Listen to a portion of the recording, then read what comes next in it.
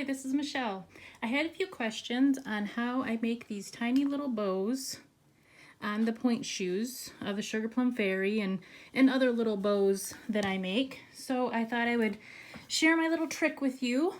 So I'm making another Sugar Plum Fairy, and I'm to the point to where I need to make the little bow on her for her point shoe for the ribbons. So I've already attached the silk ribbon the way I want it, and I left, you know, two little tails here.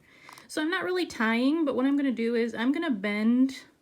I already secured it here, and I have a needle with some floss that I've attached the ribbon to.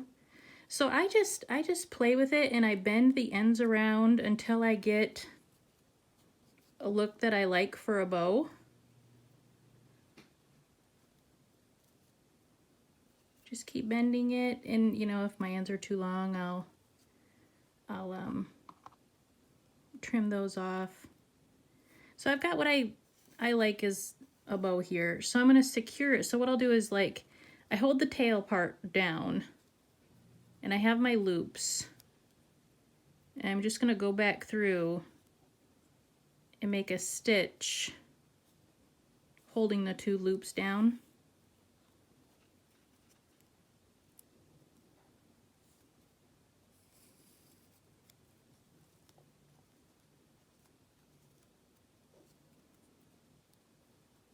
And secure it on there really good so they don't go anywhere, and usually just a few little stitches will do.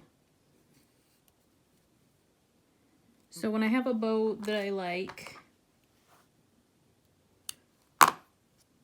if my tails are too long, I'll go back through and I will trim those. I'll probably trim this one just a little bit. It is a little bit long.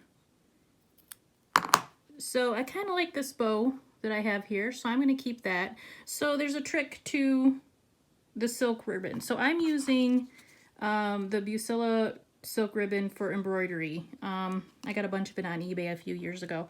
When you cut the silk ribbon, eventually it will fray. If you don't want it to fray, I use fray check on the ends, just a little dab. So after I trim it, just a little, you don't want to do too much because it will make the ribbon look wet. So you want to dab a little bit on there. For the silk ribbon, I suggest this fray check because it will dry clear, it won't fray, and it'll keep a nice little bow there.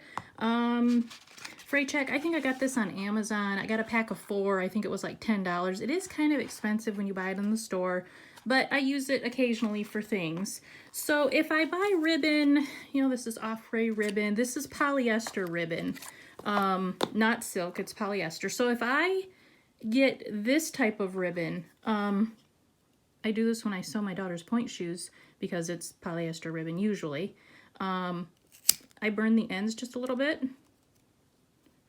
That way it'll stop it from fraying. You don't want to do it too long, too much. If you do, it'll turn, you know, black, and then you'll have to cut the ends off and start over.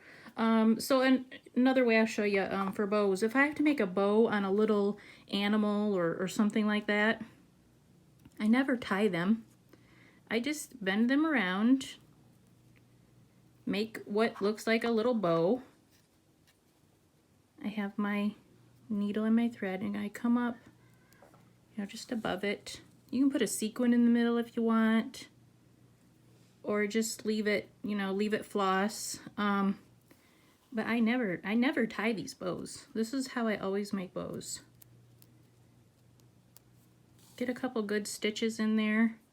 Like I go above it and below it, and you can really pull it really tight and get a nice looking little bow there.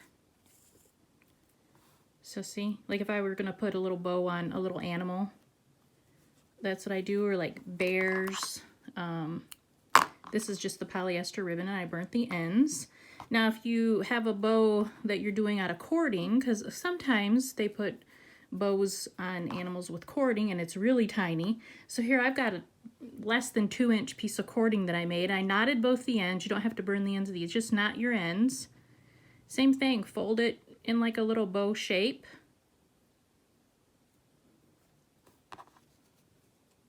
however you think it looks good. And then I would use, you know, white floss if I were really attaching this, but I didn't want to take the time to thread another needle. And then just through the middle there, make a couple little stitches. You can add a little sequin. But that's how I do my bows. That's how I always do my bows. It's kind of a neat little cheat to making bows. There you go.